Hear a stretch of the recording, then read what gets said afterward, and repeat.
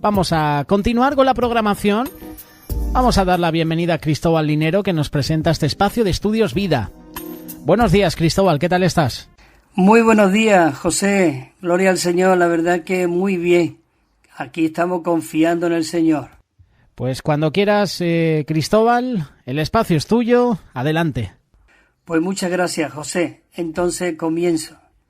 Señor Jesús, te amamos en esta mañana. Límpianos con tu sangre preciosa y pedimos que tú nos sigas hablando, Señor, a nuestros corazones, para que puedan ser abiertos para tu propósito, Señor Jesús.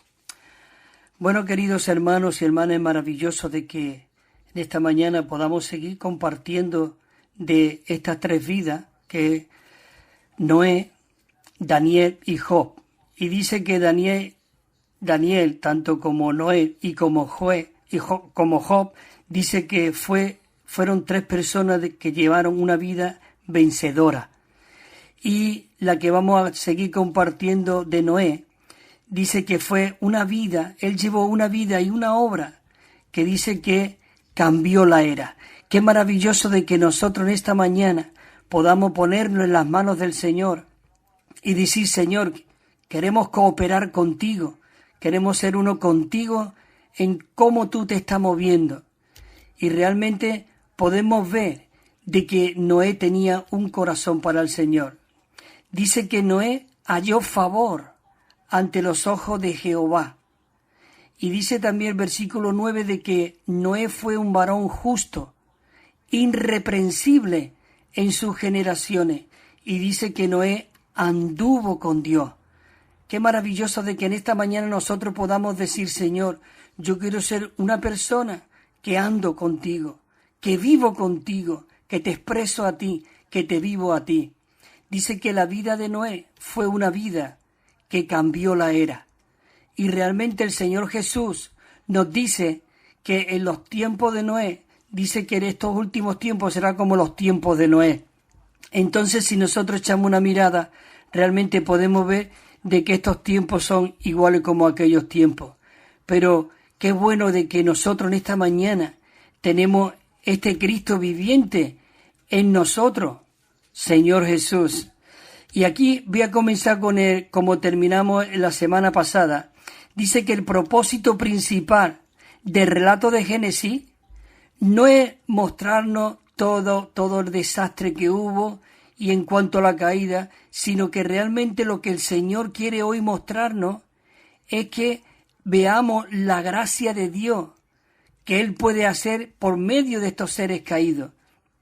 Y dice que la presencia de Dios en nosotros, dice que podemos disfrutarla a Él para que Él pueda llegar a ser nuestro todo, de que Él pueda hacerlo todo en nosotros y que pueda hacerlo por medio de nosotros y para nosotros.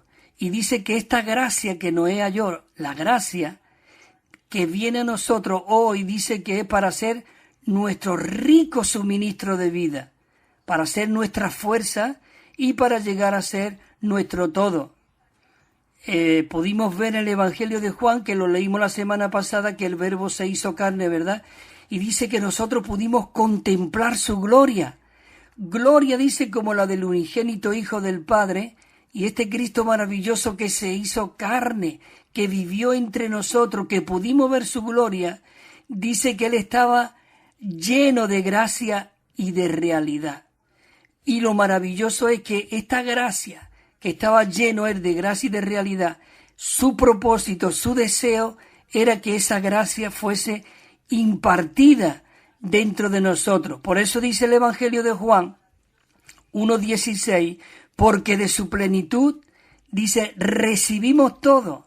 ¿Qué es lo que recibimos? Dice, gracia sobre gracia, porque podemos ver en el versículo siguiente que la ley vino por medio de Moisés, pero dice que la gracia vinieron y la realidad dice que vinieron por medio de Jesucristo. Por eso en Apocalipsis, en el último versículo 22-21, podemos ver y que dice, la gracia del Señor Jesús sea con todos los santos. La gracia de nuestro Señor sea con todos los santos. Dice que esa gracia es Cristo mismo, impartida, infundida en cada uno de nosotros. Dice que los que aman al Señor le disfrutan como la gracia.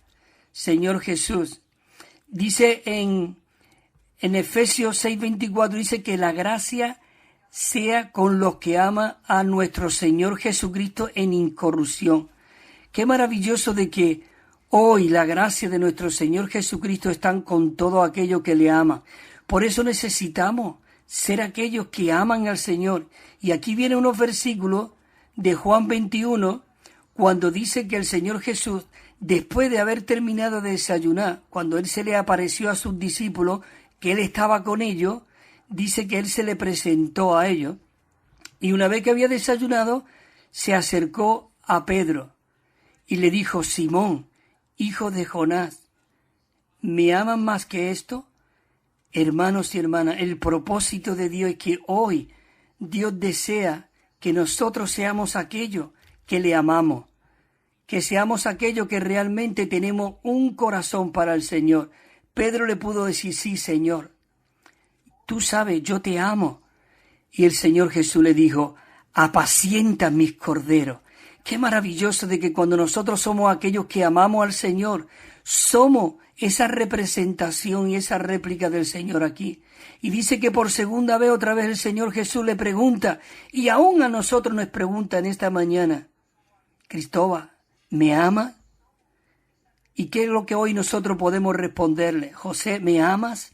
Oh, Pedro, Simón Pedro, ¿me amas? Señor, sí te amo, dice. Cuida a mis corderos, apacienta, pastorea a mis corderos. Y por tercera vez, otra vez, le preguntó a Pedro que se le amaba. Dice, ya Pedro dice que se puso un poco triste, ¿verdad? Pero lo que el Señor quería infundir a Pedro, de que su corazón fuese inundado por su amor, por el amor de Cristo, para que nos pastoreemos, para que nos apacentemos los unos a los otros. Es maravilloso. Hoy la decadencia más que hay dentro de las iglesias es que no nos pastoreamos, no nos cuidamos, y necesitamos cuidarnos como que somos miembros los unos de los otros, somos parte de este cuerpo de Cristo. Por eso necesitamos apacentarnos, pastorearnos, cuidarnos. Y el Señor le dijo otra vez al final ya: apacienta mis corderos. Señor Jesús, dice que la gracia del Señor Jesucristo, como el abundante suministro de este Dios triuno, es disfrutado por nosotros cuando nosotros ejercitamos nuestro espíritu humano. Cuando nosotros nos ejercitamos nuestro espíritu, podemos disfrutar de esa gracia. Igual como uno que hace gimnasia ejercita sus músculos con las pesas, hoy nosotros tenemos la palabra de Dios. Nosotros podemos ejercitar nuestro espíritu como, por ejemplo, el versículo que hemos leído antes: y de su plenitud tomamos todo. Oh, ese es un ejercicio. Señor, gracias que de tu plenitud estamos tomando todo. Gracias sobre gracia. Esta es una manera de ejercitar nuestro espíritu. La ley vino por Moisés, mas la gracia y la realidad vinieron por medio de Jesucristo. Gracias, Señor Jesús, porque la gracia y la realidad vinieron por medio de tu persona maravillosa. Dice en Gálatas 6:18, dice: la gracia de nuestro Señor Jesucristo sea con vuestro espíritu, hermano. Dice, amén. Qué maravilloso. En Filipenses 4 dice también, dice, la gracia del Señor Jesucristo, dice, sea con vuestro espíritu. Señor, esto es algo maravilloso. En Filemón también, en el 25 dice, el Señor Jesucristo sea con vuestro espíritu. También segunda de Timoteo dice, y el Señor Jesucristo esté con vuestro espíritu y la gracia esté con vosotros.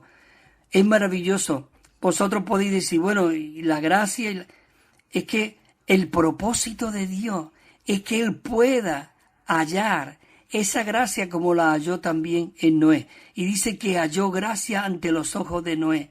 Es maravilloso. Y la palabra de Dios hoy es esa palabra de gracia. La palabra de gracia.